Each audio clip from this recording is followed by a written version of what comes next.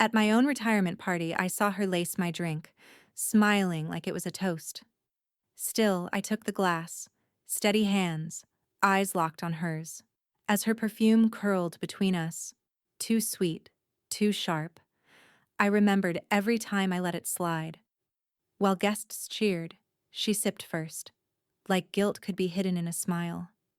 The same bubbles she offered me carried more than celebration, they carried motive. That's when I raised my untouched glass and said, "To family, and the things we don't say out loud." All right, before we dive into this crazy story, do me a favor. Subscribe and tell us where you're watching from. The laughter in my living room had that polished, hollow ring people use when they're trying to sound kind. Champagne glasses clinked, and the smell of roasted salmon mixed with lilies from the centerpiece.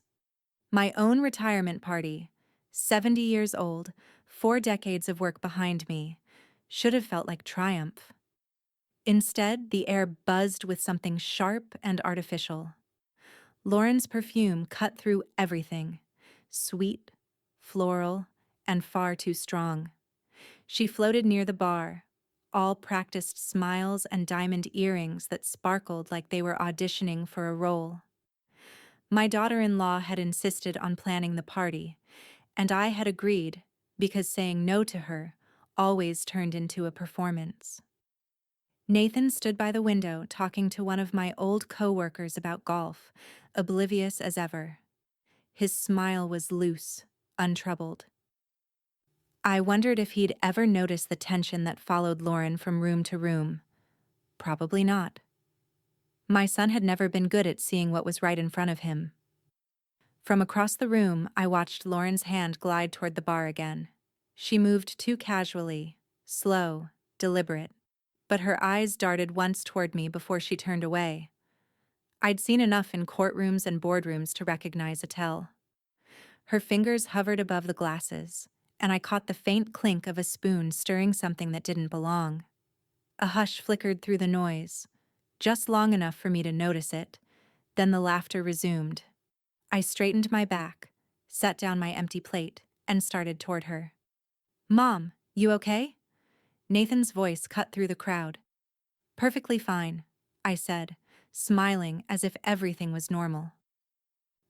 "Just going to get another drink." Lauren turned, already holding a flute of champagne. "Oh, let me," she chirped. "You've been on your feet all night." Her eyes sparkled, but the edge beneath them glinted even sharper. She handed me the glass she'd just been working on. I accepted it, letting the cold stem rest between my fingers. Across the room, my phone buzzed in my pocket. Pat Green. "Pat. Call Victor. Stay calm." My oldest friend, always with the perfect timing. I didn't lift the glass. Instead, I tilted it slightly, letting the light catch the bubbles. Something cloudy clung to the bottom, so faint most people wouldn't see it. Lauren's smile tightened. "A toast, Eleanor?" "To what exactly?" I asked softly. She blinked just once, then clinked her glass against mine. "To new beginnings." Her drink touched her lips first. A tiny sip, barely enough to taste. I noted it, memorized it. "New beginnings," I echoed. But I didn't drink. I turned away, letting the conversation swirl back around us. Pat approached from the hall, sharp-eyed behind her reading glasses. "Everything all right?" she murmured. "Depends on your definition," I replied under my breath. Nathan appeared again, hand on my shoulder. "You're not drinking?" Lauren picked a great bottle. "She did," I said evenly, setting my glass on the counter. "And she should enjoy it." Lauren's hand twitched. Just a flicker, but enough. She tried to recover, smiling wider. "Oh, come on, Ellie. Don't make me drink alone." "I would never," I said. "Go ahead. You first." The air thickened between us. She hesitated. Then, perhaps to prove her innocence, perhaps to keep her mask intact, she took a deeper sip. The tiniest tremor crossed her jaw before she forced it into a smile again. Pat's phone was already in her hand, typing something discreetly. I didn't need to ask who she was texting. I inhaled, steadying my pulse. Years of managing contracts and inheritance disputes had taught me the value of silence. People reveal more when you don't react. I checked my watch. 9:30. Too early for the party to end, but just late enough for things to start unraveling. Lauren turned to greet another guest, and I noticed her hand brushing the bar again, wiping something, perhaps a stray drop, perhaps evidence. I slipped away toward the corner where my phone sat charging and tapped Victor Lane's number. My attorney's voice came through quietly. Eleanor, Pat messaged me. Are you all right? Perfectly fine, I said. But I think my daughter-in-law made a mistake. Do you want me to call the police? Not yet. I'd rather let her finish what she started. Victor exhaled slowly. Then stay composed. I'll make sure all your estate documents are sealed as of tonight. No sudden emergency transfers.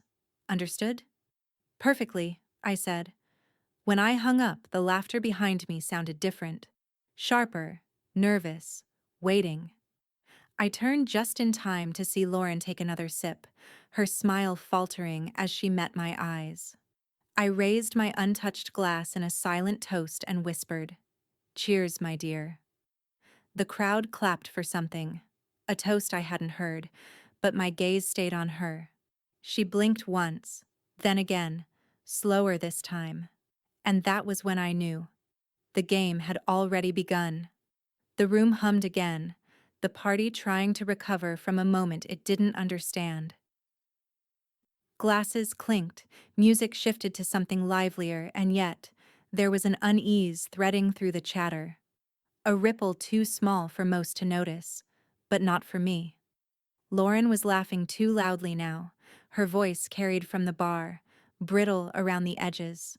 The second sip had already done its quiet work. Her cheeks were flushed, her pupils uneven. No one else would connect it, but I watched every flicker of discomfort that crossed her face. I still hadn't touched my glass. It sat on the counter, golden bubbles rising and bursting like secrets refusing to stay buried. Nathan wandered over, smiling, oblivious to the current between the three of us. "Mom, everyone's asking for you to make a little speech before the cake," he said, his hand landing on my shoulder like a casual anchor. "You know, something about retirement, legacy, all that." "Of course," I said smoothly. "Just a moment."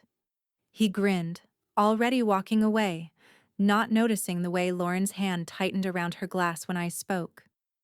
Pat appeared at my side, as silent and steady as ever. "Keep watching her," she murmured, pretending to adjust a stack of napkins. "The reaction will tell us what we need. Don't intervene yet." I nodded once. "Victor?" Pat slipped her phone toward me under the tablecloth, an open message thread. "Victor. All documentation sealed. If she causes a scene, you're covered. Bank access frozen until Monday morning. Sophie's on alert." I felt my shoulders drop a fraction.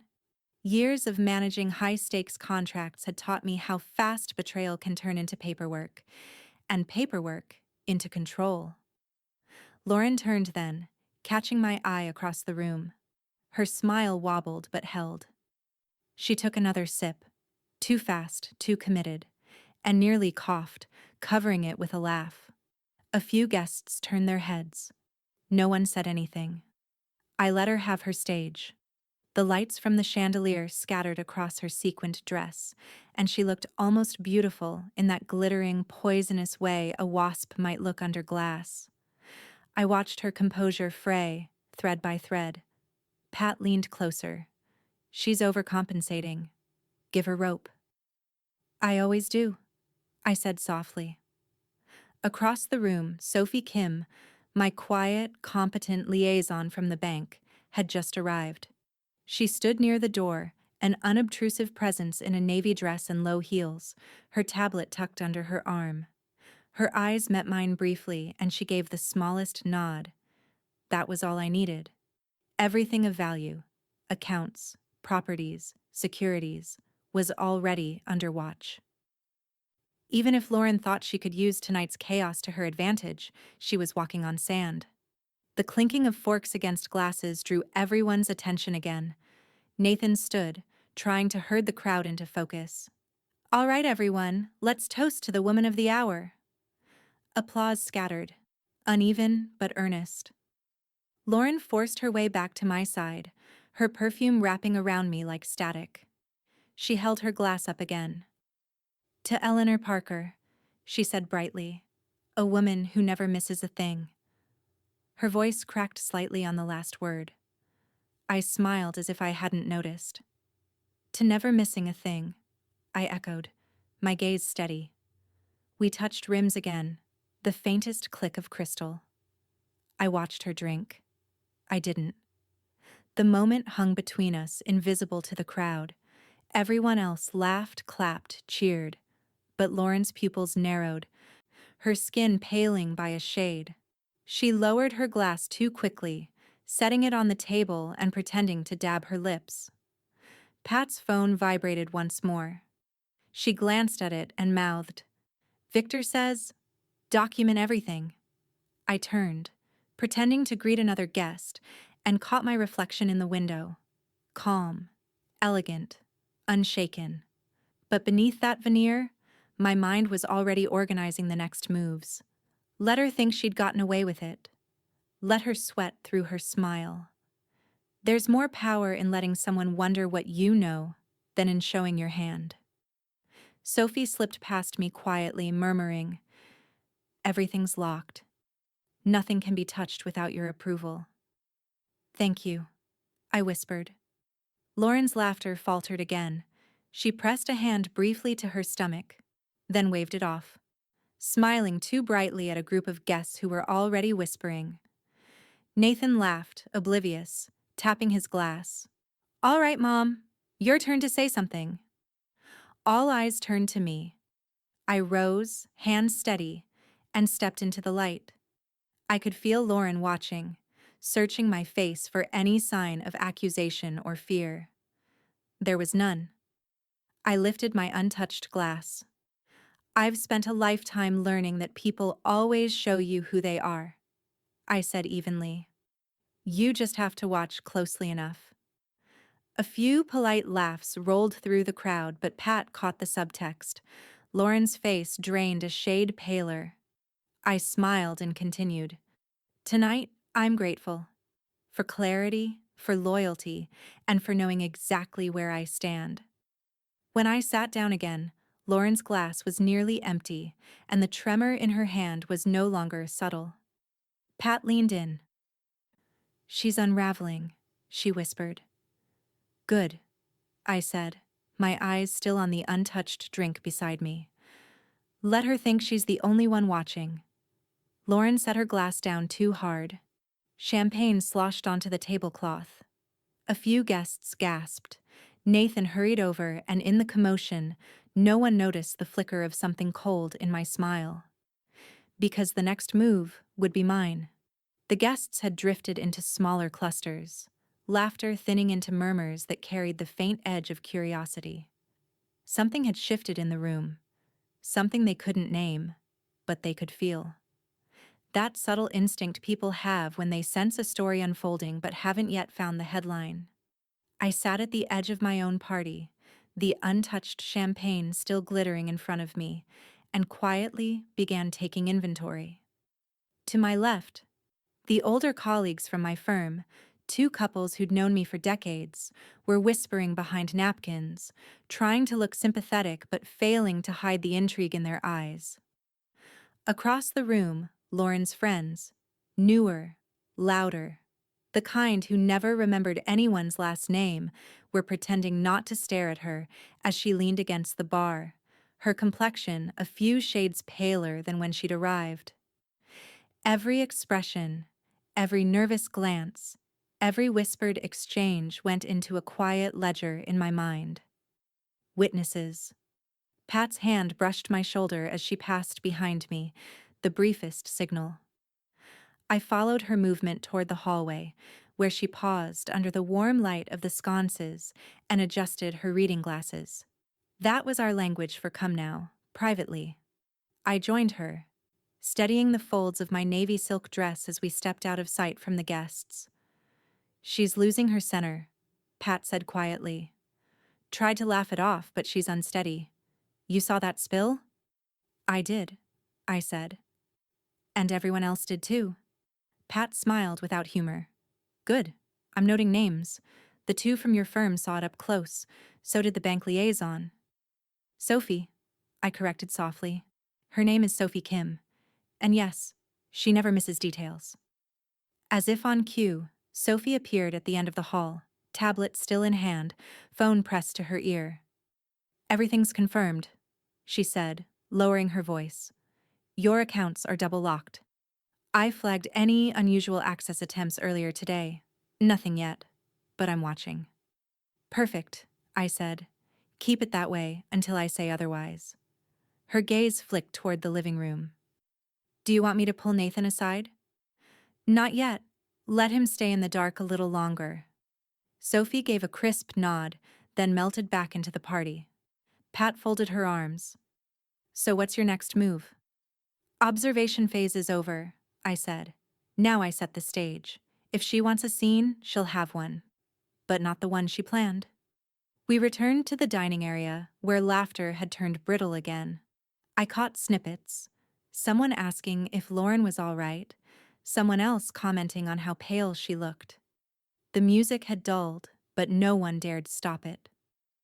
Lauren looked up as I entered, eyes glassy under the chandelier.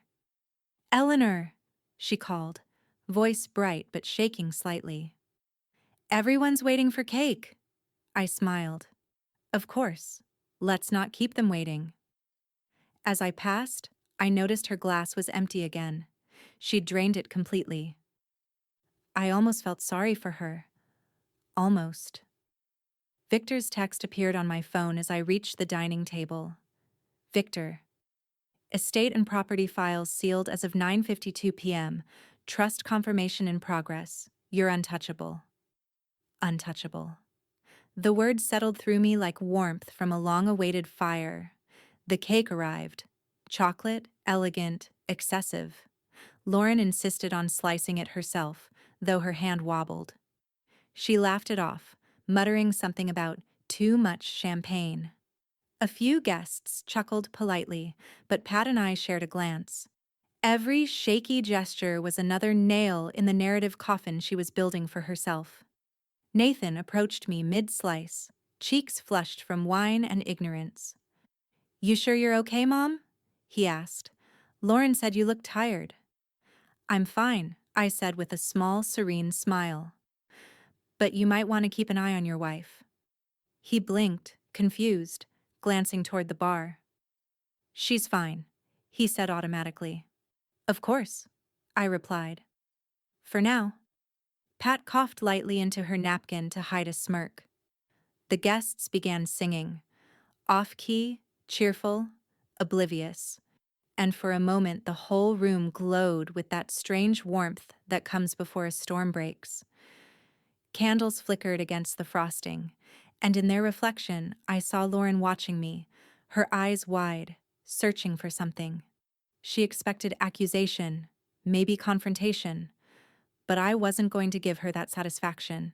Instead, I raised my glass, still untouched, and said quietly, "To family."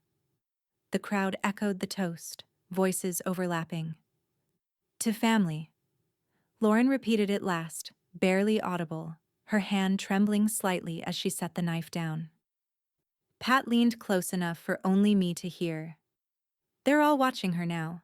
You've turned the room without a word." "That's the idea," I murmured. As the guests returned to conversation and laughter, I stepped toward the window, pretending to admire the view.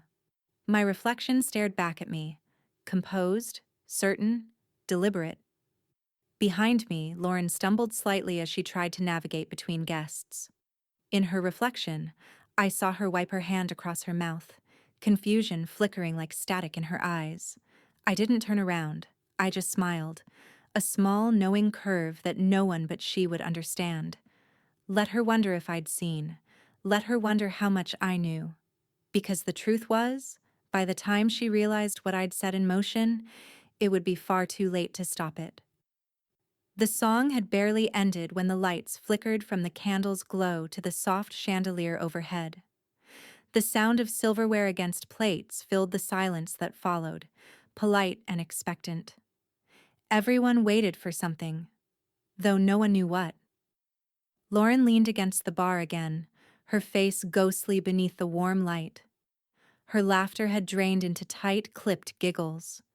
The way she gripped the edge of the counter told me her balance was slipping.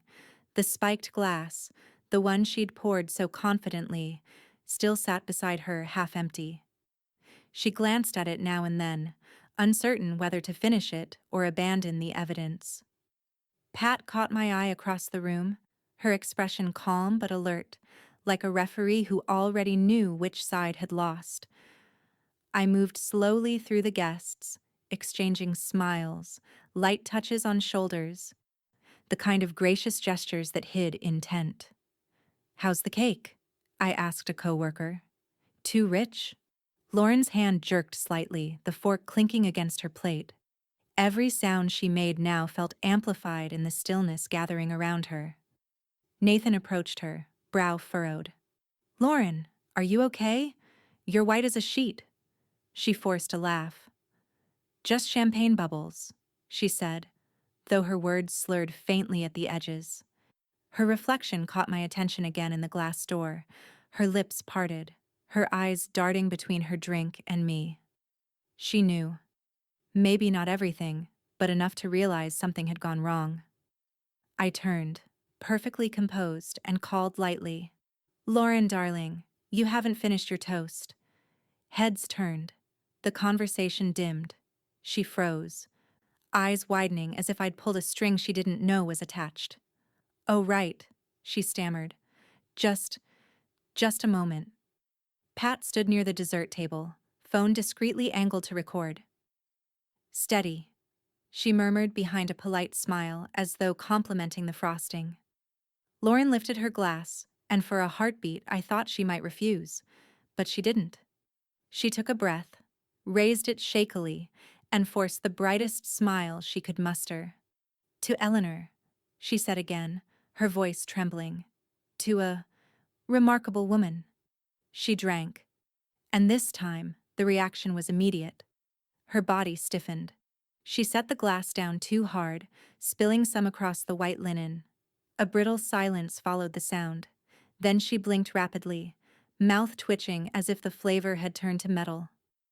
Her hand went to her stomach. She forced a laugh that broke halfway through. Nathan stepped closer. "Lauren?" "I'm fine," she said, but her voice cracked on the word. Her eyes darted toward me, wide, frightened, searching for a lifeline she wouldn't find. The guests began whispering, their curiosity sharpening like the scent of ozone before a storm. A few exchanged looks. Others shifted uncomfortably. They'd seen her pour the drinks earlier, perhaps not closely, but enough to remember. "Maybe you should sit," Nathan said, his voice uncertain now. She waved him off, stumbling slightly. I said, "I'm fine." Her denial only deepened the silence. Pat took a small step forward, her phone lowered now, her gaze fixed on Lauren. "Eleanor," she said softly, "why don't you call Victor? He might want to know about this." The mention of Victor's name snapped Lauren's attention back to me. Her face went pale. She knew who he was. My attorney, my protector, my failsafe. I took out my phone and pressed the side button once. The call was already queued. "Victor," I said quietly, "it seems we've had a bit of an incident." His voice came through calm, steady. "I'm on speaker, Eleanor. Are there witnesses?" "Plenty," I said, glancing around the room. You could say the evening took an unexpected turn. A few of the guests chuckled nervously, unsure whether this was a joke. Victor's tone didn't waver.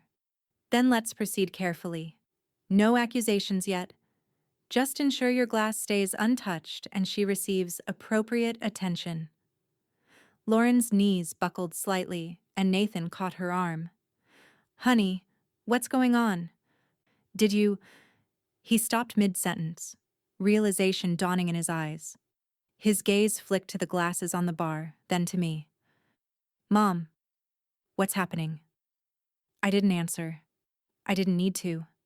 Pat moved closer, guiding the room without speaking.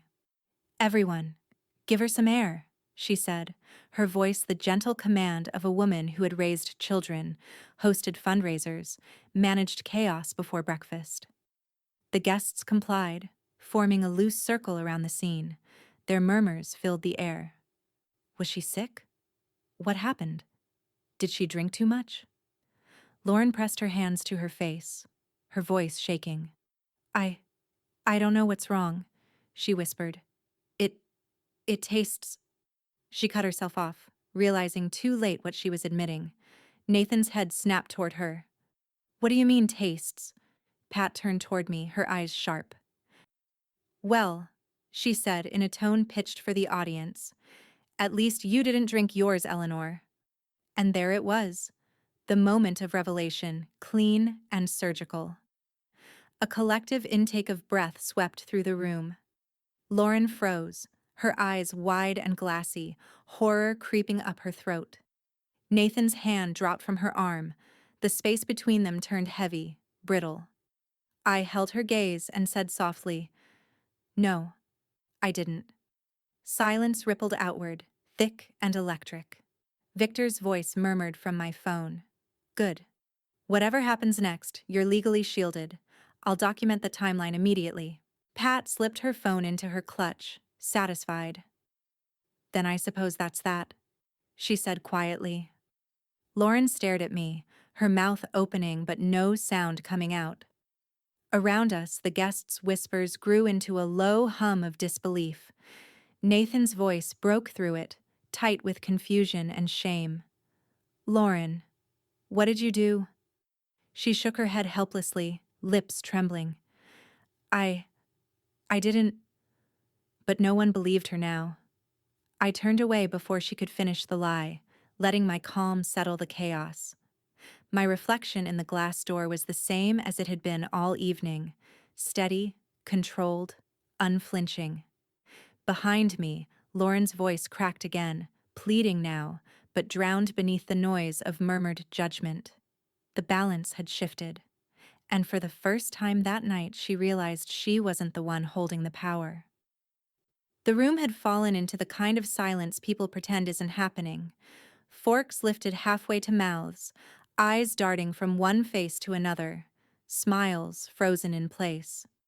The party music still played, absurdly cheerful, until someone had the sense to turn it off. Lauren stood at the center of it all, pale and trembling. Her sequined dress caught the light like shattered glass, but there was no brilliance left in her eyes. Nathan hovered beside her, confused, embarrassed, already halfway to anger but unsure where to place it. I, meanwhile, sat at the head of the table as if nothing at all had gone wrong. My hands were steady. My breathing was slow.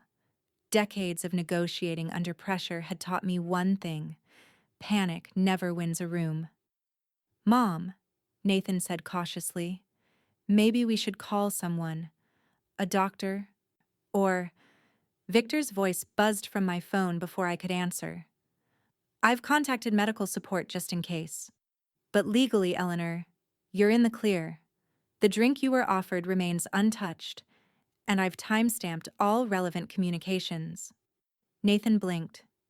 You already talked to your lawyer? I turned to him, serene. Of course, dear. I handle my affairs with foresight. Lauren swayed slightly, clutching the edge of the table. You're making this look like I... Pat cut her off gently, her tone deceptively kind. Lauren, sweetie, maybe you should sit down. You don't look well. Lauren's lips parted, but no words came out. She sank into the nearest chair, hands shaking as she tried to steady her glass of water. The guests had begun to murmur again, a growing tide of whispers that filled every gap in conversation. They didn't need to know the details. They'd already decided where their sympathies lay. Pat took a slow breath, surveying the room as though she were mentally cataloging every face, every witness. She didn't speak. She didn't need to. Her silence was louder than any accusation. I let the quiet do the work. I'd learned long ago that silence, in the right hands, can be the sharpest instrument of all. Lauren's voice came out small. "You all think I—" She stopped herself, shaking her head, as if denying it could rewind the last 10 minutes. Nathan rubbed a hand over his face. "Lauren, just stop. Please." His tone wasn't angry yet. It was weary, ashamed. And that was worse for her. Across the table, Sophie Kim approached discreetly, her tablet tucked to her chest. "Mrs. Parker," she murmured. "Victor's office confirmed all estate accounts are now locked. No transfers, no access, no adjustments until your signature clears." Lauren's head snapped up. "What?" I didn't look at her when I replied. "A precaution. I thought it best, after what just happened." Her mouth opened and closed again. "You can't—" "I can," I said, still calm. And I did. Pat hid a smile behind her champagne flute. Nathan turned toward me, frowning. "Mom, what does she mean? Locked accounts?" I folded my napkin neatly on the table. "Exactly that. Everything's secured. There will be no confusion about authority, now or later." He hesitated, torn between loyalty and realization. "You mean the estate?" "The entire portfolio," I confirmed. "Every document Victor has prepared is legally sound, reviewed, and active as of this evening." Pat set down her glass. "That's what I love about you, Eleanor," she said lightly. "Always 2 steps ahead." Lauren's breath hitched. You can't just change things without—" I finally looked at her. "Without whose permission, Lauren? Yours?" The words landed with a soft, final weight. The guests heard them. They didn't move. But I could feel the shift. The moment they stopped looking at me like a target and started looking at me like someone who had already won. Lauren's face crumpled, panic flooding in to replace outrage. "Nathan, she's cutting us out. Don't you see what she's doing?" Nathan's reply came quietly, his voice thin and uncertain. "I think she's protecting what's hers." For a moment, the air left the room. Victor's voice returned through my phone, a steady presence anchoring the moment. "Eleanor, the trust revisions have taken effect. Legally, no one but you can access or alter holdings. I've also secured your power of attorney. You're covered from every angle." Pat gave a small nod, satisfied. "And that," she whispered, "is how you draw a line." Lauren turned toward me, desperation breaking through her composure. "You planned this," she said. "You planned all of it." I tilted my head. "I planned to retire, Lauren. Everything else was your doing." The crowd began to disperse slightly, trying to find safe conversational ground, but no one could look away entirely. A few old friends exchanged knowing looks. They'd seen similar implosions play out in boardrooms, just never so elegantly. Pat leaned close enough for me to hear. "You know she just realized, don't you?" "Realized what?" I asked softly, though I already knew. "That she doesn't own a single thing in this house. Or anywhere else." I smiled faintly, watching Lauren as she sat hunched and shaking, eyes wide with the dawning horror of it. "Good," I said.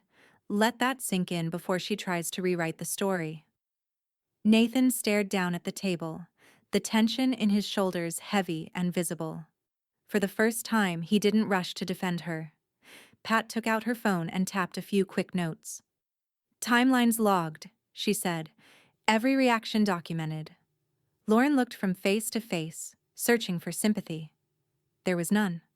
I rose slowly, my movements measured and deliberate. If you'll excuse me, I said, I think the evening has reached its natural conclusion. No one stopped me. Behind me, the low hum of conversation began again, uneasy, fractured. But the sound that followed me to the doorway was Lauren's voice, low and trembling. She can't do this, she whispered to no one in particular. She can't. Pat's reply drifted after me, calm and almost kind. She already has. And I smiled to myself, quiet and certain, knowing that the first move in a much longer game had been made. By the time the last guest's car rolled out of the driveway, the night air over Denver had gone cold and sharp. The silence that replaced the party's chatter felt almost medicinal, clean, precise, and deliberate. I stood by the window for a moment, watching the reflection of the string lights tremble on the glass, my champagne still untouched. Behind me, Lauren's heels clicked erratically against the hardwood. You think this is over? She hissed, her voice barely steady. You humiliated me in front of everyone. Pat was gathering dishes with unhurried elegance, her tone mild. No one humiliated you, dear. You did that all on your own. Lauren turned on her, trembling with anger. Stay out of this, Patricia. Pat's gaze stayed calm. I will, as soon as you leave this house. Nathan appeared from the hall, jacket half on, eyes red from quiet shock. Lauren, maybe we should go. It's been a long night. But she wasn't ready to retreat. I want to see the papers, she snapped, turning toward me. You think you can just lock everything up and leave us with nothing? I have a right to know what you did. Her voice cracked at the end. The power she'd wielded all these years, subtle, manipulative, relentless, had slipped through her hands like sand. I didn't move from the window. You had a right to be part of this family, I said quietly. You forfeited that when you decided to poison it. She froze. The phrasing wasn't accidental. Neither was the way Nathan's head lifted sharply at the word poison. Before she could answer, my phone buzzed on the side table. I didn't need to check who it was. Sophie, I said, answering smoothly. Her voice came through crisp, efficient, as always. Mrs. Parker, I've confirmed your accounts are fully secured. Access attempts have already been logged, 3 unsuccessful, all traced to a Denver IP. Lauren's eyes flicked toward Nathan's laptop bag sitting by the stairs. She knew what Sophie meant before I said a word. Thank you, Sophie, I said evenly. Please continue monitoring activity through Monday and freeze any secondary attempts at entry. No alerts to the other parties yet. Understood, she replied. Victor also asked me to remind you, your primary trust instruments are now permanent. Any change requests would require notarized approval from both him and myself. Lauren's voice rose, shrill and desperate. You can't. This is illegal. It has to be. Nathan, say something. Nathan rubbed his temples. Lauren, stop, please. You're making this worse. Worse? She snapped. She's cutting us off. I finally turned. My expression stayed calm, but my voice had cooled to iron. I'm protecting my assets, Lauren, the ones your behavior put at risk. Don't confuse prudence with cruelty. Pat set down a plate with a soft clink. She warned you in her own way, she said. You just weren't listening. Lauren's hands balled into fists. You can't just freeze us out of everything. I can, I said, and according to Victor, I already have. Right on cue, a second call flashed across the screen. I put it on speaker. Victor, Eleanor, I've reviewed the account status. Everything is locked and protected under the trust clause. Any attempts to withdraw or modify are automatically flagged and denied. Lauren stepped forward, trembling. You can't talk about me like I'm not standing here. Victor's voice didn't waver. Then perhaps you should have considered that before tampering with a drink at a public gathering. There are witnesses, Mrs. Parker. You might consider silence your best legal defense. Her face blanched completely. Nathan ran a hand through his hair. My God, Lauren, he muttered. Victor continued, precise and cool. Eleanor, I'll have a written statement prepared by morning. You're completely insulated. The trust is now immutable. No external access possible. Congratulations on your retirement, by the way. Thank you, Victor, I said. You've been invaluable. Pat let out the faintest breath of laughter, quiet enough not to be cruel. When the line disconnected, the room felt smaller somehow, tighter, quieter. Lauren's breathing had turned ragged. You've turned my husband against me, she whispered. I shook my head. No, Lauren, you did that yourself. Nathan didn't speak. He just stared at the floor, shoulders heavy. Sophie's text buzzed through moments later. Sophie. Final confirmation, everything secure. She can't touch a dime. I didn't reply, just locked the screen. Lauren's voice broke through the silence. This isn't finished. Pat smiled faintly. Oh, I think it is. Lauren looked around the room as if realizing for the first time how little of it belonged to her. The paintings she'd mocked, the piano she never played, the rugs she'd once called outdated. Everything bore my history, not hers. Her gaze finally landed back on me. You think this house will protect you? No, I said, my tone quiet but absolute. The law will. For a long moment, no one spoke. The only sound was the soft hum of the refrigerator and the faint echo of the wind against the windows. Pat gathered her purse and straightened her shawl. I'll stay the night, she said softly, just in case she tries anything foolish. Thank you, I said. But she's not going to touch a thing. Not anymore. Lauren glared, trembling, and took a shaky step backward toward the hallway. You'll regret this, she whispered. I smiled, small, restrained, victorious. I rarely regret what I've already foreseen. She turned, her heels scraping against the wood as she disappeared into the guest room to collect her things. Nathan lingered, eyes shadowed. Mom, he said quietly. I don't even know what to say. Then don't, I replied. Just pay attention. You'll need to know how power really works someday. As he walked out, the tension left the air, replaced by something cleaner, colder. Pat sank into the armchair beside me. Well, she said, you've drawn the borders. Now she knows exactly what she can't touch. I looked toward the window again, where the reflection of the empty champagne glass shimmered faintly in the dim light. She tried to poison what's mine, I murmured. Now she gets to live with the taste. Outside, a car door slammed, then silence. And for the first time that night, I let myself breathe. The next morning, sunlight crept over the snow-dusted rooftops of Denver, painting the kitchen in soft gold. The air was still, too still, and I could almost feel the echo of last night lingering like the faint scent of champagne. Pat was already up, sitting at the breakfast nook with a cup of black coffee and her usual crossword. Her presence had the kind of calm weight that filled a room without effort. She looked up as I entered. You slept? She asked, one eyebrow raised. Deeply, I said, pouring myself tea. There's nothing like legal security for a good night's rest. Pat chuckled, her voice low. You should put that on a pillow. From the hallway came the muffled sound of a suitcase zipper, followed by quiet, angry whispers. Lauren. She appeared a moment later, sunglasses hiding her swollen eyes, her hair pulled back too tight. Nathan trailed behind her, his expression a mixture of embarrassment and exhaustion. Good morning, I said, my tone pleasant, almost cordial.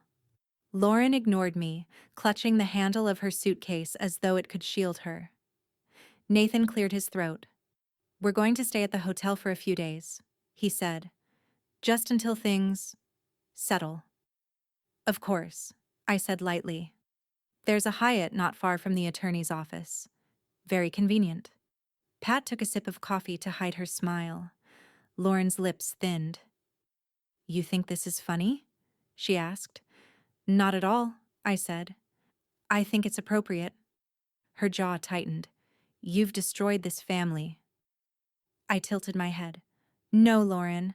I've merely shown you where the boundaries are. Pat looked up from her crossword. They were always there, dear. You just didn't notice until you tripped over them. Lauren's cheeks flushed crimson. I don't have to stand here and be insulted. Then don't, I said simply. The door's right behind you. She hesitated, waiting for Nathan to say something.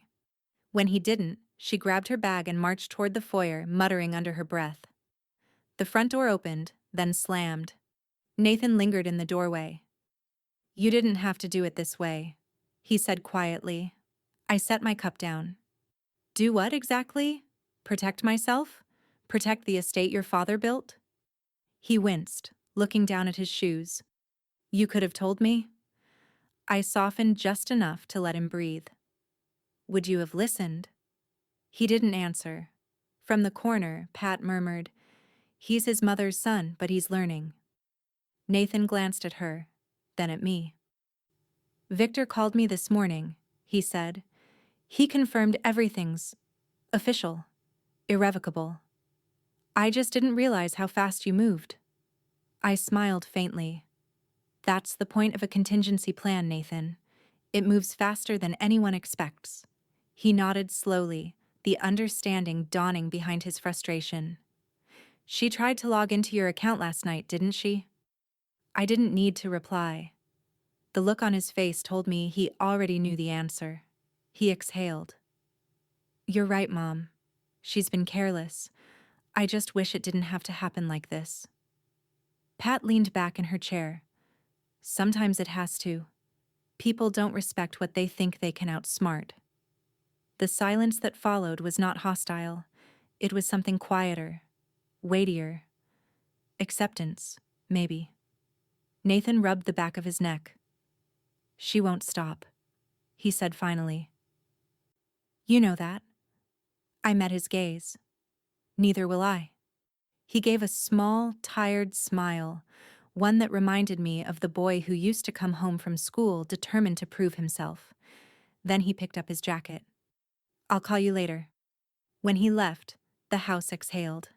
Pat folded her newspaper and said, You handled that beautifully. No shouting, no theatrics, just pure control. I turned toward the window, watching the thin veil of frost melting on the glass. Control isn't about volume, Pat, it's about direction. My phone buzzed on the counter. A message from Victor. Victor. All documents have cleared verification. The trust and estate protections are legally binding, permanent, and unchallengeable. Rest easy, Eleanor. I texted back one word. Done. Pat refilled her coffee. You know, I never tire of watching you dismantle a threat without ever raising your voice. I gave her a sidelong glance. That's because most people mistake composure for weakness. It's always their last mistake. Outside, a delivery van slowed in front of the house, then rolled away. The neighborhood was peaceful again, too peaceful for what had just unfolded here. Pat rose and stretched. What's next? I smiled into my tea. Oh, there's always a next. But for now, I think I'll enjoy the quiet. The sunlight caught the rim of my glass again, golden and steady, the same untouched drink from last night. I lifted it at last, not to toast, but to mark the end of something.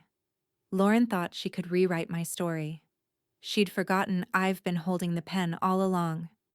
The phone buzzed again, a new message from an unknown number. Unknown. You may think this is over. It isn't. I read it twice, then set the phone down with a smile that didn't reach my eyes. Because if Lauren wanted another round, she'd soon learn I'd already built the board, and every move she made would still belong to me. By Monday morning, the calm I'd built over the weekend felt almost orchestral. Every note deliberate, every silence intentional. The scandal from the party had already dissolved into rumor, softened by distance and embarrassment. People rarely spoke openly about betrayal. They preferred to dress it up as unfortunate misunderstanding. I let them. It made the truth easier to control. The estate office downtown smelled faintly of cedar and fresh paper when I walked in. Sophie Kim was already there, standing beside a glass-walled conference room, tablet in hand. "Morning, Mrs. Parker," she greeted, professional and composed. "Victor's running a few minutes behind, but the documents are ready for signature." Pat, trailing just behind me, looked around approvingly. "You know, it's almost poetic," she said. "The woman who spiked your drink ends up sober-faced at a lawyer's mercy." I smiled.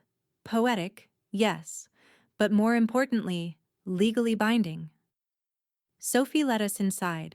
Neatly arranged folders sat on the table, each tab labeled in Victor's meticulous handwriting. Across the top sheet, bold print read, "Estate Control, Irrevocable Asset Trust." When Victor entered, his suit was as immaculate as ever, his calm demeanor steadying the air. "Eleanor," he said warmly, shaking my hand, "I trust the weekend passed without incident." "Other than a few melodramatic text messages, it was perfectly peaceful," I replied. Pat smirked. "You mean Lauren's digital tantrum?" "Precisely," I said, "though I imagine she's running out of leverage." Victor sat, opening his briefcase with practiced precision. "That's already been confirmed. The bank attempted an automatic verification call on one of your frozen accounts, likely triggered by her guessing credentials. Sophie intercepted and rerouted it to me. She won't get far." Lauren's impulsiveness was her fatal flaw, one I'd counted on since the first day she'd married my son. She could never resist pressing a button just to see what happened. Sophie slid a tablet across the table. "Here are the updated holdings. Your investment accounts are consolidated under the primary trust, and any future financial decisions require dual authorization, mine and Victor's." Pat leaned back, impressed. "That's an iron cage, Eleanor. Elegant." I traced my finger over the digital documents, admiring the simplicity of it all. "Iron doesn't rust when you keep it clean." Victor handed me a pen. "Sign here, and every remaining loophole closes permanently." The tip of the pen scratched softly across the paper, a sound I found deeply satisfying. When I looked up, Victor's expression had shifted from professionalism to quiet admiration. "You've effectively removed every external vulnerability," he said. "Not just Lauren's, anyone's." Pat gave a soft laugh. "Well, gentlemen do love a woman who plans her revenge in legalese." Victor chuckled under his breath. "It's not revenge when it's rational." Sophie smiled faintly. "It's strategy." "Exactly." By noon, the formalities were complete. My estate, my company shares, my retirement assets, all sealed, inaccessible to anyone but me. When I stepped outside, the Denver air felt lighter somehow, as though the city itself had bent slightly to accommodate my control. Nathan called as I reached my car. I let it ring twice before answering. "Mom," he began, his voice hesitant, "Lauren's been trying to figure out what happens next." "What happens next," I said, "is nothing. She's out of moves. She says she'll go public. About the party. About what you did." I smiled, sliding into the driver's seat. "Then she'll remind the world she spiked a 70-year-old woman's drink at her own retirement celebration. I doubt that's the legacy she wants." He sighed. "She's desperate, Mom." "You've got her cornered." "Then perhaps she'll finally learn what integrity looks like from there." Nathan was silent for a long moment. "You always said patience wins. I never really understood it until now." "It's not patience," I corrected softly. "It's timing." When the call ended, Pat climbed into the passenger seat beside me, slipping her sunglasses on. "So," she said lightly, "Denver society has its newest legend."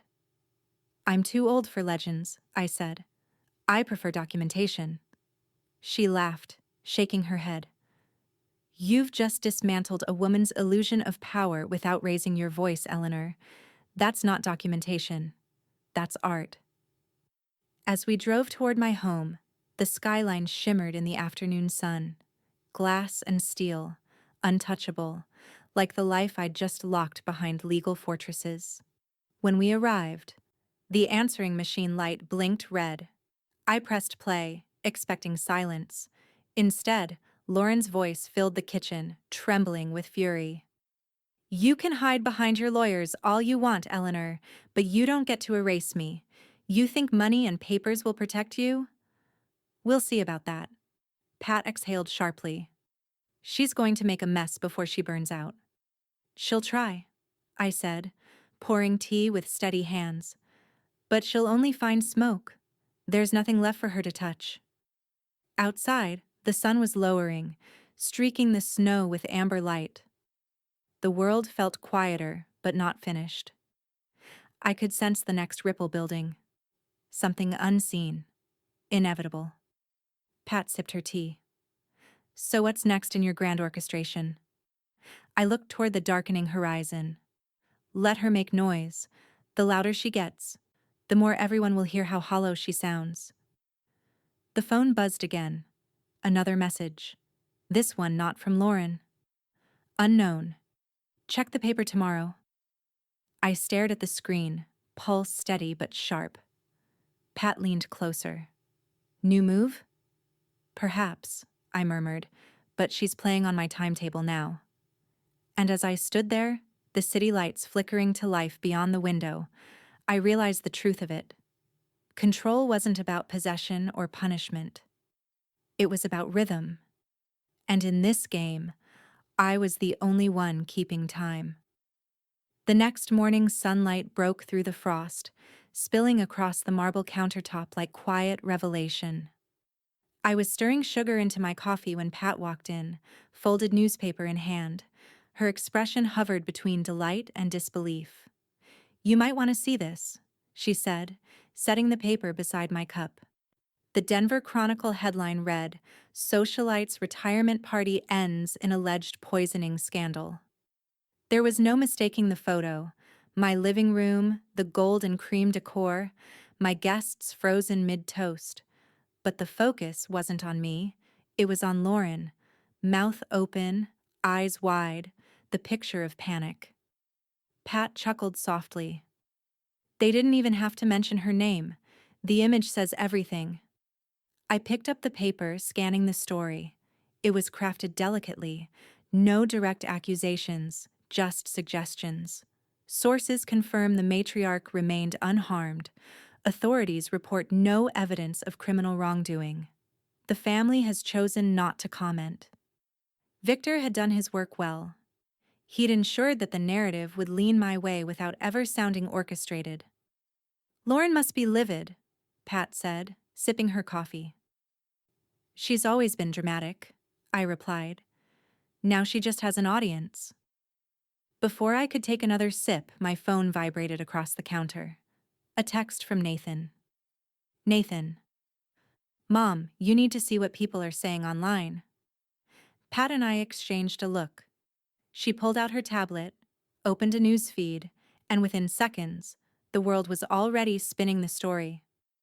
Commenters were brutal. Poor woman. Imagine someone trying to hurt her at her own party. That daughter-in-law always struck me as entitled. You can't buy class, but apparently you can lose your dignity at a retirement party. I scrolled slowly, unhurried, letting the words wash over me. There it was, the quiet recognition I hadn't needed, but knew would come.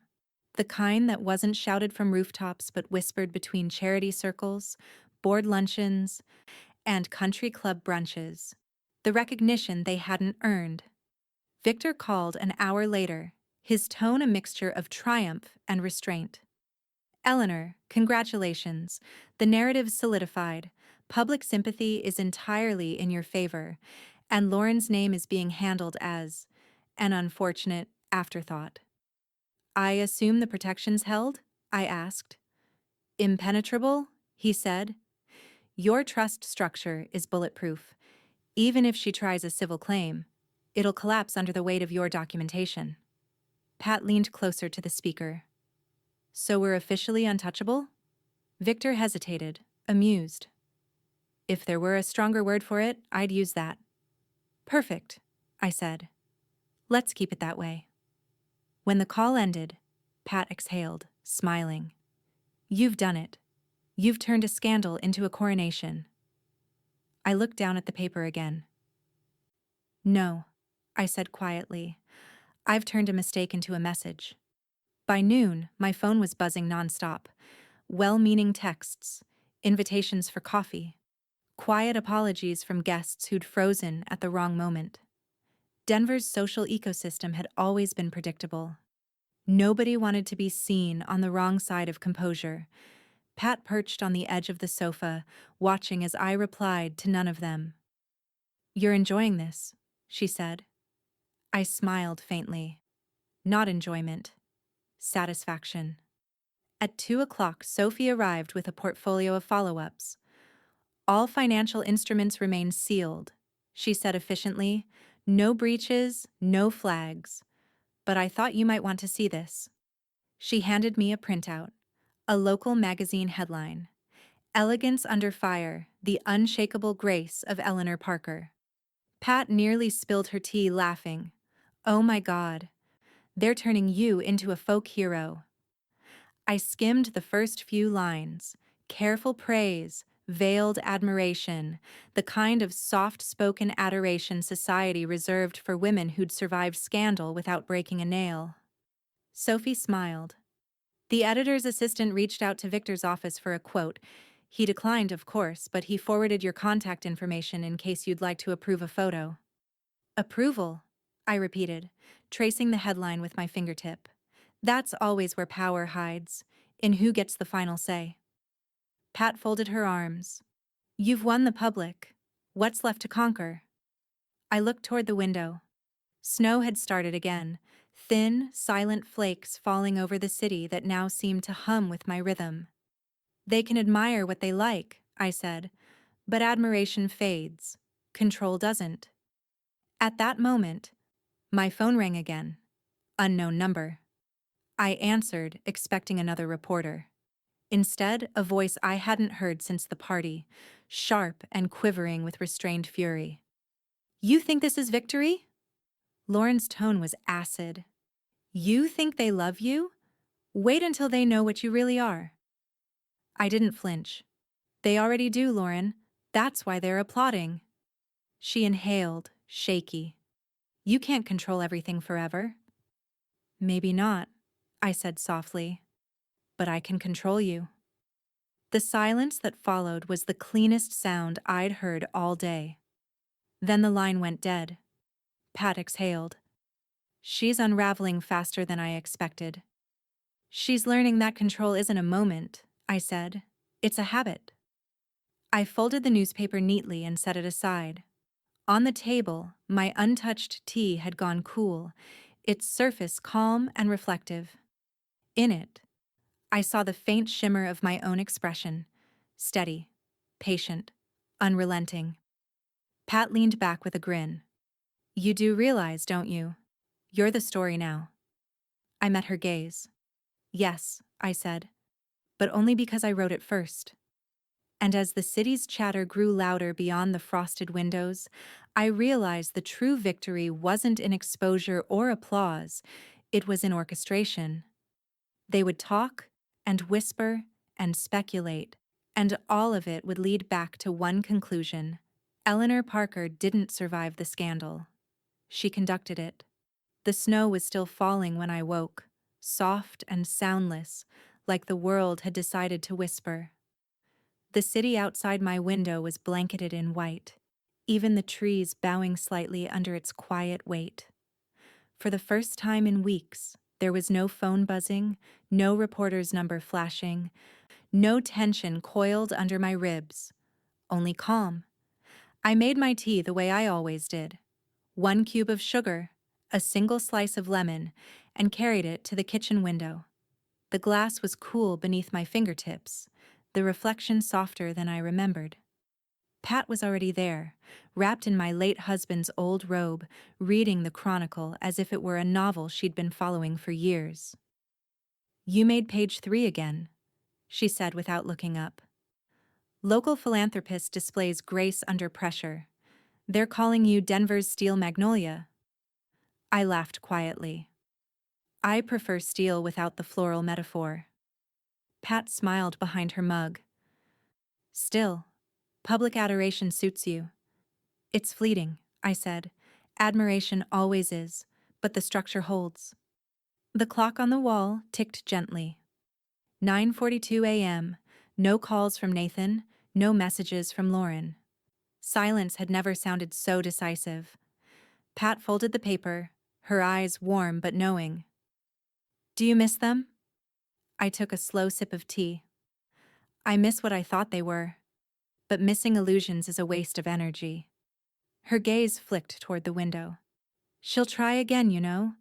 People like Lauren always do." "I know," I said, "but the difference now is that she'll have to knock." Pat's smile curved into something proud. "You've earned your quiet, Ellie." The phone rang then, not a cell phone buzz, but the sharp traditional tone from the landline on my counter. I crossed the room and answered. "Eleanor." Victor's voice came through, smooth and measured as ever. "Just my Monday check-in. Everything remains sealed. No breaches, no legal inquiries, no filings. You're as protected as a person can be." "Even from family?" I asked, though I already knew the answer. He paused. "Especially from family." I exhaled, feeling the satisfaction settle deep. "Thank you, Victor." "And the charitable reallocation forms?" "Ready for your signature," he said. "The Community Foundation has already approved your endowment transfer. You'll be redirecting half your discretionary accounts to the Denver Women's Legal Fund." A fitting choice. Pat's head lifted. "You're making a donation?" "A strategic one," I said, covering the receiver. "Let's make sure the next generation of women understand the law before someone tries to use it against them." Victor continued. "We'll schedule the signing for Thursday. It'll be quiet. No press. Just formal documentation." "Perfect," I said. After the call ended, Pat gave a low whistle. "You're turning your revenge into legacy. I almost envy your efficiency." "It's not efficiency," I said. "It's clarity." Pat laughed. "Clarity looks a lot like vengeance when you do it." I smiled faintly, finishing my tea. "That's because vengeance without clarity is chaos, and I don't do chaos." She went back to reading while I opened my planner. I'd already filled the next few weeks. Foundation meetings, property transfers, new board invitations. Denver's elite loved a comeback story, but what they really adored was the appearance of unshakable serenity. I would give them that, in carefully measured doses. By noon, I'd drafted a short letter for Victor's office to include with the donation paperwork. For the women who are told to stay quiet. May they learn that silence, when used wisely, can be the sharpest weapon of all. Pat read over my shoulder. "That's going to make the donors nervous." "Good," I said, sealing the envelope. "Nerves precede progress." Outside, the snow had stopped. The street gleamed under a fragile light, and I could see my reflection faintly superimposed on the glass. Steady, older, certain. The doorbell rang then, 2 quick chimes. Pat stood to answer it, but I stopped her. "I've got it." When I opened the door, there was no one there. Just a manila envelope resting neatly on the porch, no postage, no return address. Pat appeared behind me. "Another anonymous fan letter?" "Doubtful," I said, crouching to pick it up. The paper was heavier than it looked. Inside, a single clipping from the Denver Post. Headline: "Anonymous source claims scandal at Parker Estate deeper than reported." Beneath it, A handwritten note in black ink. Control is never permanent. Pat's expression hardened. Lauren. I smiled, folding the note carefully and sliding it into the drawer by the door. Maybe. Or maybe someone just needed to remind me that peace isn't supposed to last forever. Pat studied me. You're not worried? I closed the drawer with a soft click. Worried people react. I prepare. Outside, the snow began again, thin, quiet, relentless. And as I poured another cup of tea, the world felt perfectly balanced on that edge between calm and consequence. The next few days unfolded with a strange, almost fragile rhythm. Outside, the snow melted into shallow rivulets along the curbs. Inside, my home hummed with a silence that was both earned and intentional. The envelope from the porch still sat in the drawer by the door, untouched. I'd kept it there on purpose, a reminder that even peace has its price tag. On Thursday morning, Victor arrived in person for the signing. He came without an assistant this time, coat dusted with frost, briefcase in hand. "You've built quite the legend this month," he said with a wry smile as he stepped inside. "Half of Denver seems to think you're the embodiment of restraint. The other half thinks you staged the whole thing." "Both halves are useful," I said. "Perception keeps people predictable." Pat emerged from the living room, mug of coffee in hand. "Good morning, Victor. You know, I've been trying to convince her to enjoy this. She's practically a folk tale now." Victor chuckled softly. "Mrs. Parker doesn't celebrate. She consolidates." He wasn't wrong. We settled at the table where the documents lay waiting. Charitable allocations, endowment transfers, reaffirmation of trust protections. Every page was a legal expression of authority, signed not in anger, but in absolute calm. Victor slid the last sheet across to me. "Sign here, and your legacy becomes unalterable." As my pen touched the paper, I asked, "Still no contact from Lauren?" He shook his head. "Nothing official.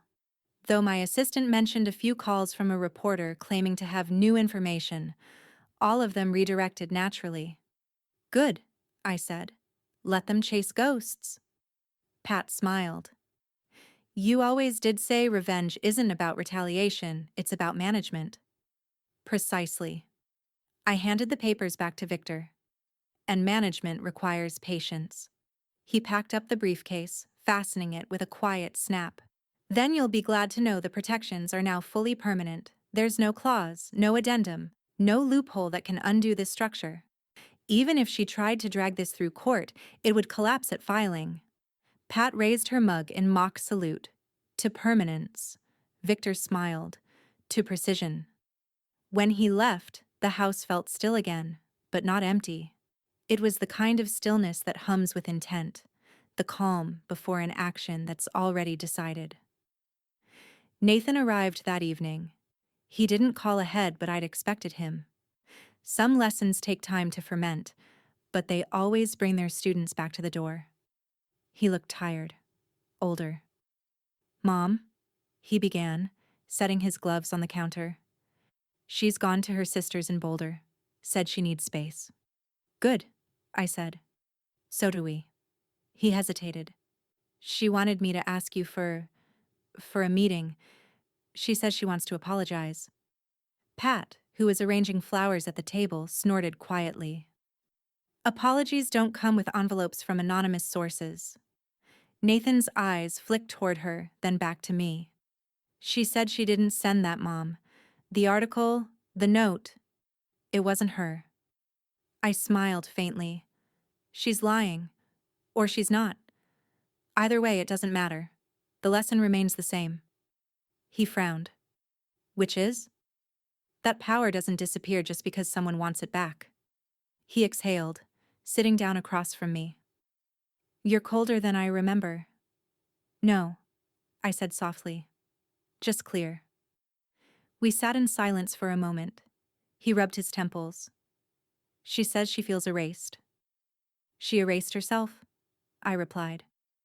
"All I did was make it official." Pat looked up from her vase, her tone lighter than the air deserved. It's amazing, really. You try to poison a woman, and she ends up with better press than you ever had. There's a parable in that. Nathan's lips twitched despite himself. You two sound like a board meeting. We prefer to call it strategy, Pat said. He stood, running a hand through his hair. You've made your point, Mom. She knows she can't win. I think she's finally realizing who she's dealing with. That's the first step, I said, standing too. Recognition. But understanding. That takes longer. He looked at me carefully. Are you ever going to forgive her? I met his gaze, my voice quiet but firm. Forgiveness is a luxury. I don't deal in luxuries. Only returns. Pat raised an eyebrow. Meaning? Meaning, I said. It's time to make something useful out of this. Nathan frowned. What do you mean? I turned toward the window where the evening snow was starting again, flakes glowing orange under the streetlights. If the world insists on watching, I might as well give them something worth watching. The Foundation launch dinner moves forward. I'll host it here next month. Same house, same room, same glassware. Pat grinned, understanding immediately. A full circle affair. Exactly, I said. Let them see how control looks when it's redefined as generosity. Nathan sighed, but there was something almost proud beneath it. You really don't stop? I smiled. Would you if you'd spent 70 years learning how to stay unshaken? He kissed my cheek before leaving.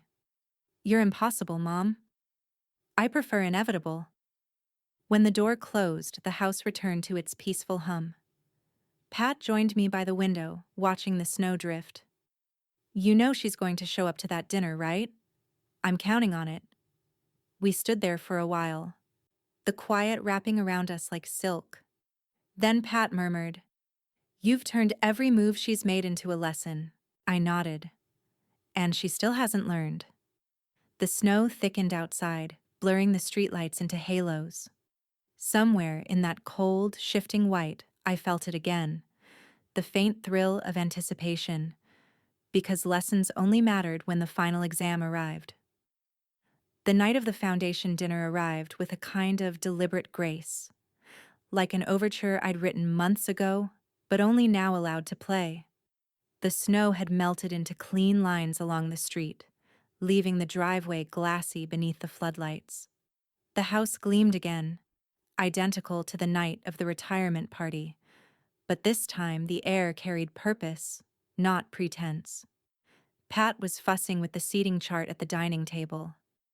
You sure you want her name left on the guest list? She asked, glancing at the small white card marked Lauren Parker. Yes, I said. I'd rather offer her a chair than let her pretend she wasn't invited. Pat smirked. You always did prefer an audience for a lesson. The doorbell rang just as the first guests arrived. Victor came in first, crisp as always, his overcoat immaculate and his briefcase a constant accessory.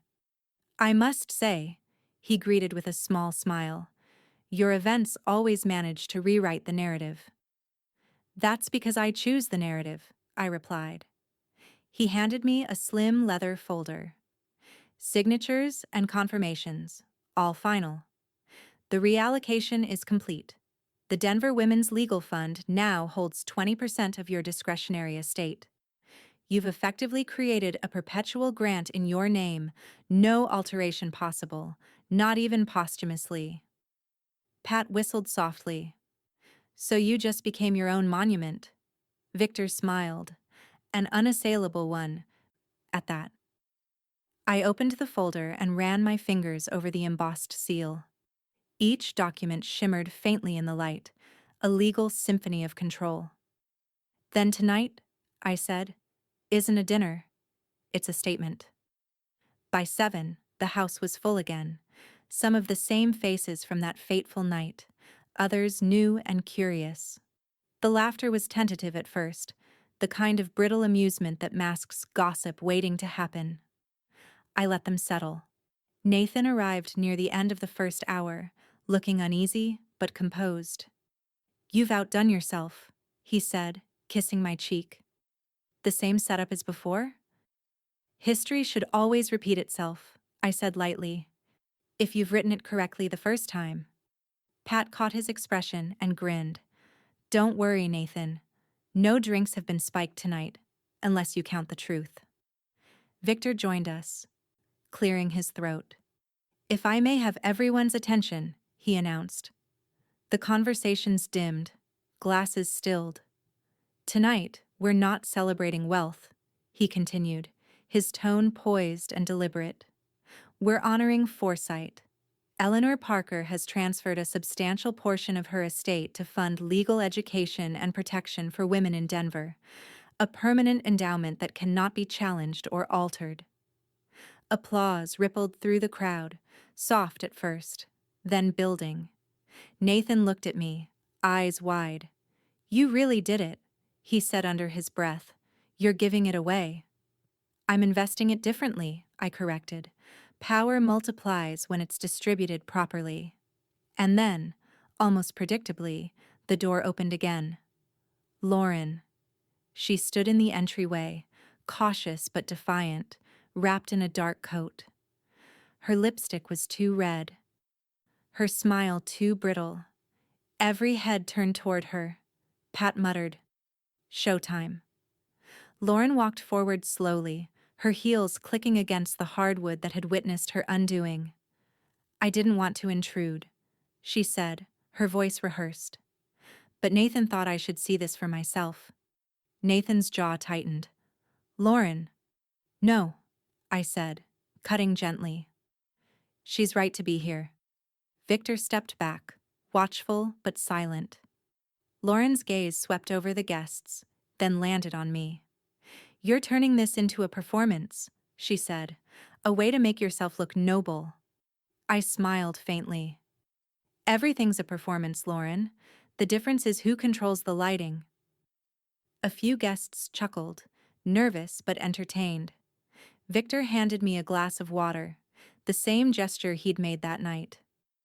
"Would you like to say a few words, Eleanor?" I turned to the crowd, lifting my glass just enough to catch the light. "Only this," I began. "Reputation fades, wealth dissolves. But legacy, that's the only currency that appreciates over time. I've learned that when others try to define your story, you don't argue. You write louder." The applause was steady now, genuine. Cameras flashed. Somewhere behind me, Pat murmured, "Perfectly delivered." Lauren's face stiffened, her fingers clutching her clutch like a weapon. She opened her mouth, but no words came out. The moment had outgrown her. I turned toward her gently. "You see, Lauren," I said quietly, "you tried to steal what couldn't be stolen. Not money, not position, authority. And authority doesn't belong to whoever grabs it first, it belongs to whoever keeps it last." Her jaw trembled, but she said nothing. Nathan, his face pale but resolved, stepped forward and touched her arm. "Let's go," he whispered. "You've already lost enough." And for once, she listened. They left without another word. The crowd resumed its conversation, louder this time, because that's what people do when power changes hands. Victor leaned toward me. "She won't try again. Not after this." Pat smiled over her champagne. "Even if she does, the paperwork's bulletproof." I looked around the room, at the friends who now looked at me differently, at the whispered admiration that followed every movement I made, and I realized something simple and absolute. I wasn't untouchable because I'd won. I was untouchable because I'd made my loss impossible. As the last toast faded and the guests began to disperse, I walked to the piano and rested my hand on the polished lid. My reflection stared back at me, older, sharper, unmistakably satisfied. Pat joined me, slipping an arm through mine. "You've turned revenge into philanthropy," she said softly. "You're impossible." I smiled, eyes on my reflection. "I prefer inevitable." The clock chimed 8. The crowd had thinned, but a small envelope sat neatly on the edge of the piano. Cream paper. My name written in familiar, looping script. I opened it. You can give it all away, Eleanor, but you'll never give away what I know. My fingers tightened slightly on the paper. Pat saw my face. Lauren. I folded the note, slipping it into my clutch. Or someone learning from her mistakes. Outside, the snow had started again. Soft, relentless, indifferent. And as the last guest's laughter faded into the cold night, I realized that peace, like charity, always comes with conditions. It began quietly, an op-ed, then a column, then an article that rippled through every professional network in Denver. By the end of the week, the story had a name: the Parker Principle. Victor called it good press. I called it inevitable. I sat at the breakfast table one morning, reading the Denver Chronicle with my usual tea. My name appeared in print more times than I cared to count. A woman of composure, foresight, and unshakable moral gravity. The phrasing made me laugh. No one mentioned the party, not directly. They didn't need to. Denver loved to tell the truth as rumor dressed in pearls. Pat arrived half an hour later, coat dusted with snow. "You're trending," she said, tossing a folded magazine onto the table. "Modern Legacy. They want an interview." I arched a brow. What could they possibly want to ask me? How to weaponize grace? "Something like that," she said, pouring herself coffee. "The headline says, 'Eleanor Parker, turning scandal into strength.'" Victor called a moment later, voice smooth and amused. "Congratulations, Eleanor. Your story's officially been canonized. The magazine wants an exclusive on how you handled, well, all of this." "I haven't agreed to anything," I said. "I know," Victor replied. "But I ran a background check on the journalist. She's clean. Serious, even. They're positioning you as a model of financial and personal resilience. This is national attention, Eleanor." "National?" Pat mouthed, eyebrows raised. Victor's tone turned quieter. "Just think about it. The feature won't harm you legally. In fact, it'll strengthen your image, and by extension, your foundation's credibility." I said nothing for a moment, just watched the steam curl from my teacup like a silent clock ticking in vapor. "Send me her credentials," I said finally. When I hung up, Pat exhaled. "From courtroom strategy to coffee table covers, you've officially transcended the social ladder."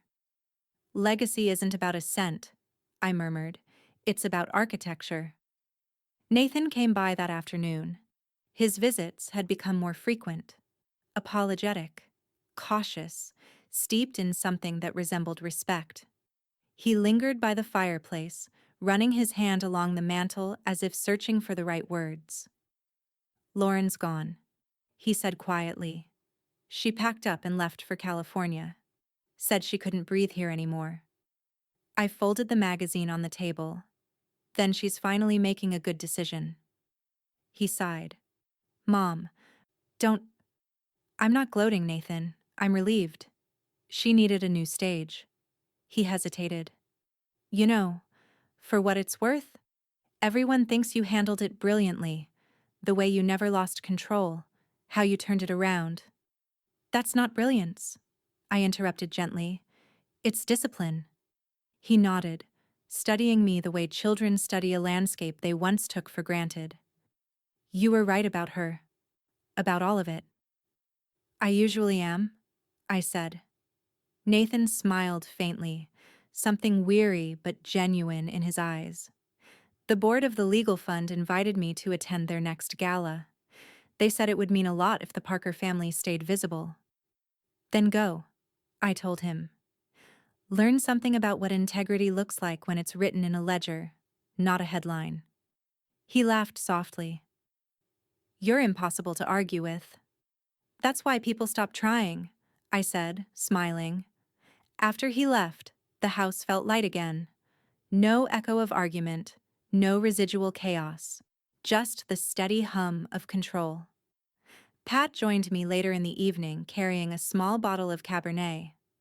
To legacies, she said, pouring us each a glass. To patience, I countered. We sat by the fire, the magazine still lying between us on the coffee table, my name gleaming under the lamplight. You know, Pat said, you've done what most people only fantasize about. You've turned humiliation into power. Not power, I said. Structure. Power fades when it's personal. Structure lasts because it doesn't need me to hold it. She raised her glass. That's why you'll outlive your enemies in reputation, even if not in years. Reputation is a poor inheritance, I said. But it's an excellent weapon. The next morning, Victor called again, his tone edged with surprise. They've confirmed it. Modern Legacy is putting you on the cover for their Women of Influence issue. Not a profile, a full feature. The title reads, The Matriarch Who Outsmarted Entitlement. I laughed. A low, honest sound. And here I thought the world had grown tired of morality plays. They love a heroine who never flinches, he said, especially one who writes her own script. Pat was already reading over my shoulder as the email came through. A mock-up of the cover. My portrait, photographed at last year's firm gala. Pearls, navy silk, a half smile that said nothing and everything. She grinned. You look like you're about to fire God's accountant. I traced the image with a fingertip. He should have kept better books. Victor's voice softened. Enjoy this, Eleanor. You've earned it. When the call ended, I set the phone down slowly. The morning light caught on the framed photo beside it. Richard and I on our wedding day, smiling into a future we thought we could predict. He'd always said patience was my most dangerous quality. I understood now that he hadn't meant it as a compliment. Pat noticed my stare. You're thinking about him. I'm thinking about time, I said. How much it gives and how much it takes before you learn to use it properly. She reached over, clinking her glass lightly against mine. You've done what you set out to do, Ellie. You've won. I met her gaze, calm and unwavering. Winning isn't the point, Pat. Continuity is. The wind outside began to rise, rattling the window panes like a soft warning. The world beyond my glass fortress still moved, still whispered, still tested. I looked down at the magazine again. In the corner, beneath the headline, a small tagline read, Coming next issue, The Other Parker Speaks. Pat leaned closer, frowning. You think that means? I know exactly what it means, I said. And as the first gust of snow struck the glass, I smiled. Slow, deliberate, certain. Because even legacies, like lessons, need their sequels. The first thaw of March arrived earlier than expected. The snow that had framed every one of my battles was finally retreating, leaving soft patches of green pushing through the frost outside my window. The world looked washed clean, though I knew better. Peace rarely means purity. It means strategy has been executed to completion. Pat was in the sunroom, setting out the porcelain tea set I'd inherited from my grandmother. You know, she said, brushing a wisp of steam from the air, if people saw how calm you were, they'd think you've forgotten what they put you through. I smiled faintly. Forgetting is for the powerless. I prefer remembering selectively. She chuckled, handing me a cup. Still quoting your old firm's training manual, I see. Decades of arbitration leave a mark. The doorbell chimed, a gentle, civilized sound that still made my pulse quicken. Victor was punctual, as always.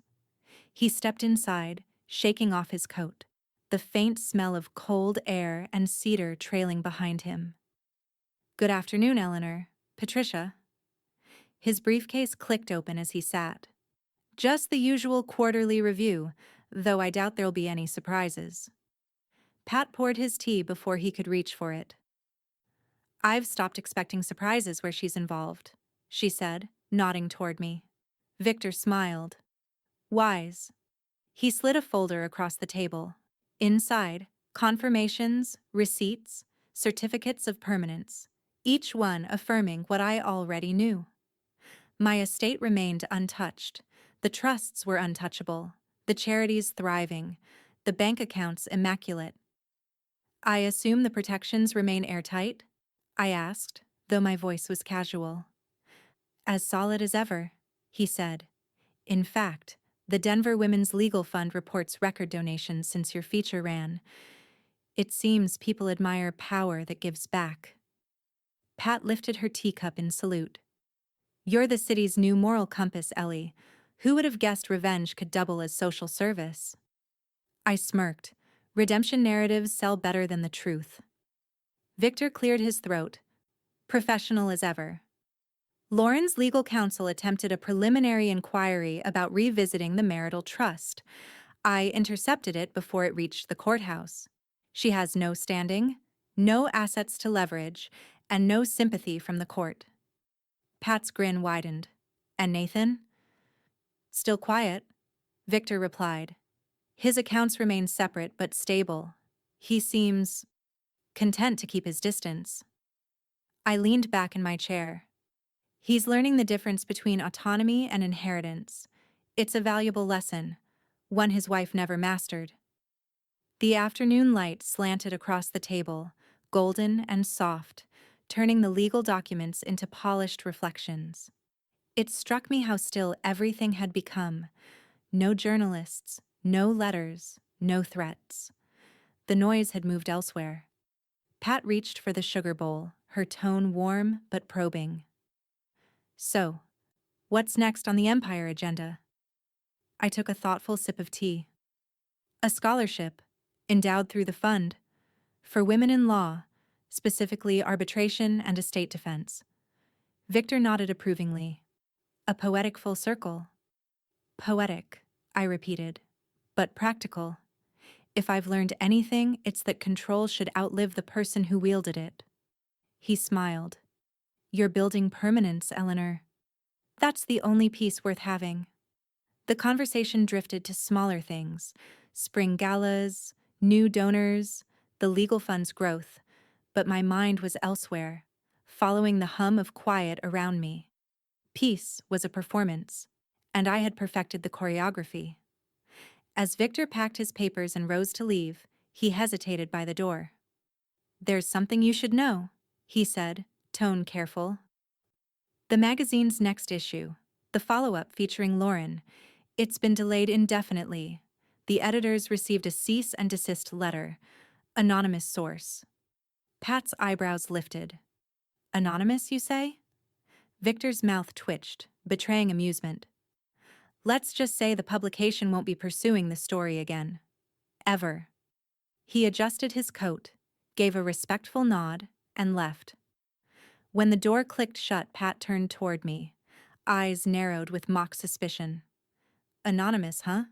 I smiled, stirring my tea. Denver's full of mysterious benefactors. She laughed, the sound low and warm. You're incorrigible. I'm prepared, I corrected. That's different. We sat in companionable quiet for a while, sunlight painting long, amber stripes across the rug. Outside, the wind was softer now.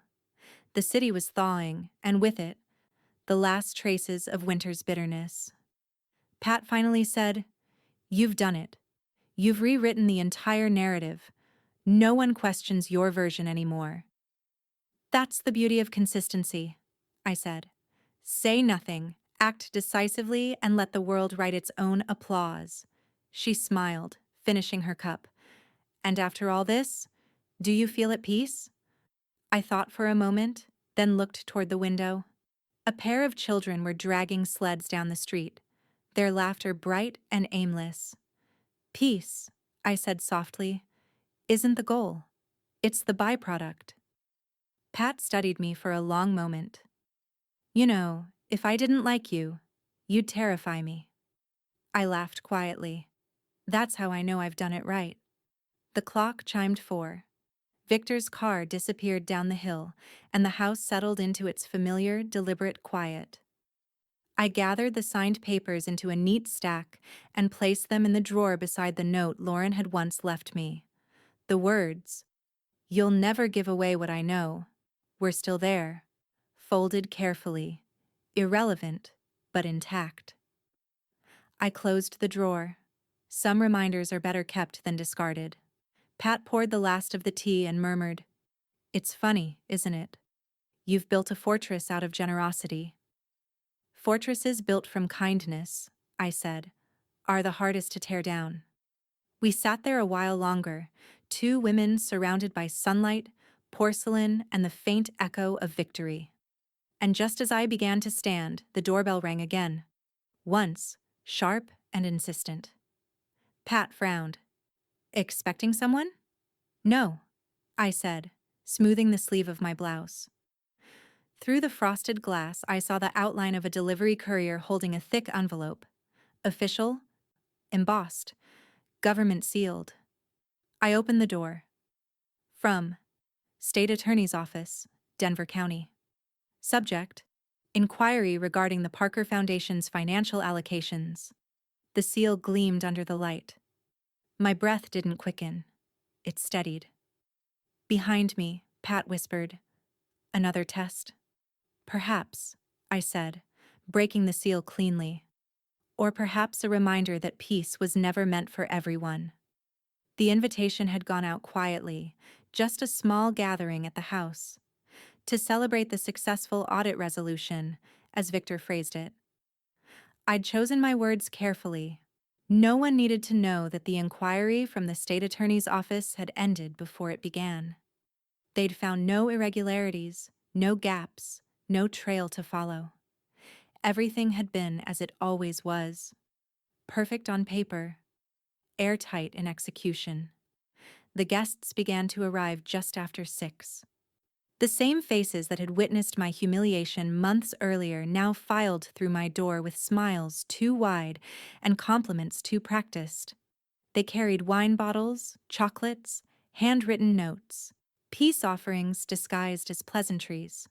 Pat moved through the room like an orchestra conductor, ensuring the tone remained light. "Can you believe this woman?"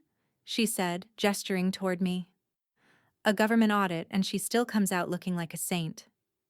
Victor stood by the fireplace, composed as ever. "Not luck," he said to a small circle of guests.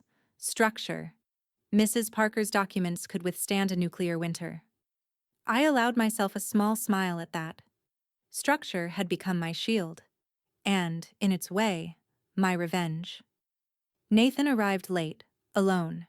His expression was careful, though not hostile. I'd learned to recognize that kind of restraint.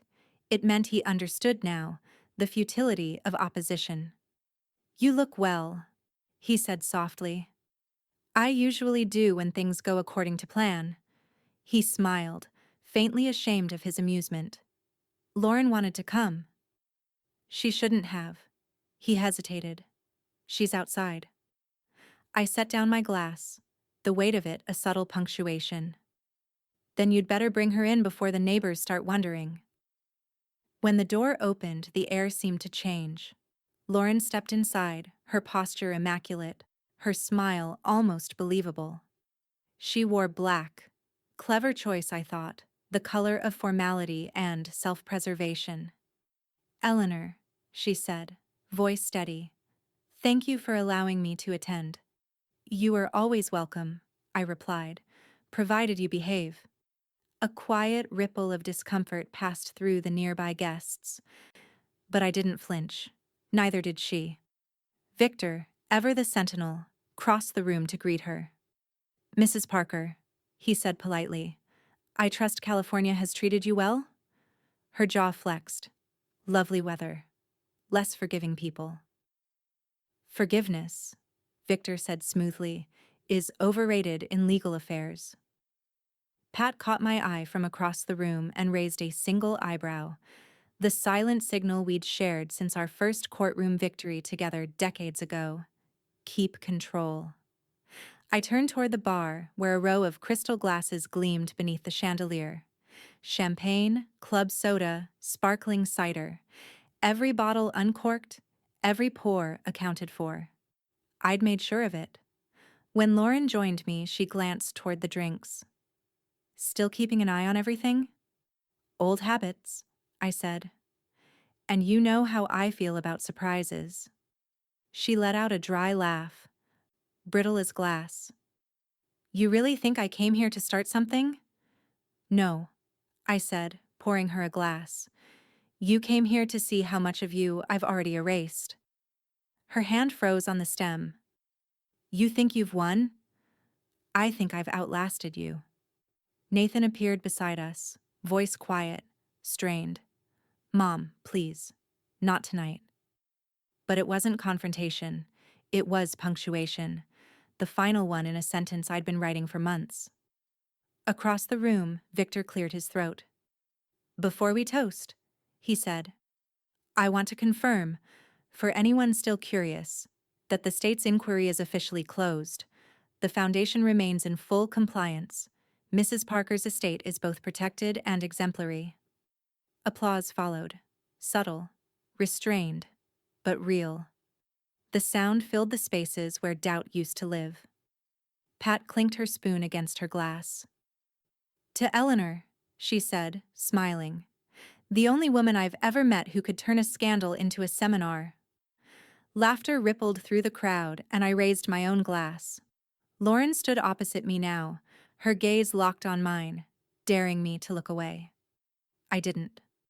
To continuity, I said, and to clarity. Our glasses met with the faintest chime, sharp, deliberate. I didn't drink. She did. The silence that followed wasn't shock or suspicion. It was surrender. Lauren set her glass down too quickly, her reflection trembling in the polished surface of the bar. She blinked once, then again, as if the room had grown too bright. Nathan caught her arm, confusion and worry blending in his voice. Lauren, are you all right? She steadied herself, swallowing hard. I'm fine, she said, but the edge in her voice betrayed her. Pat drifted closer, her smile soft but knowing. Careful, she murmured. You wouldn't want to lose your footing twice. The guests, unaware of the deeper current beneath our politeness, continued their chatter. Only Victor and Pat knew what they were watching, a quiet reenactment, a controlled reminder. Lauren looked at me, eyes wide with realization. You didn't... No, I said evenly. But you remember how it felt, don't you? Not knowing what you'd done to yourself until it was too late. Her throat tightened. She reached for Nathan's hand, but he didn't move. I set my untouched glass on the table, perfectly still. Some lessons, I said softly, require repetition. Victor stepped forward, breaking the tension with practiced ease. A beautiful evening, Mrs. Parker, he said to me, offering the faintest nod. As always, everything is in order. Pat raised her cup in quiet triumph. To order, she echoed. The guests followed, their admiration sincere, their ignorance intact. Lauren stood frozen, the memory of her own undoing playing out behind her eyes. The applause blurred around her, a sound she could never reclaim. And I smiled. Not cruelly, but with the kind of grace that comes only when the game is finally over. Because there, in that glittering room, surrounded by those who'd doubted and those who'd learned, I understood the balance had at last settled exactly where it belonged. I lifted my gaze, met hers one last time, and said quietly enough for only her to hear. She spiked my drink. I watched her sip it first, and finally she understood who was in charge.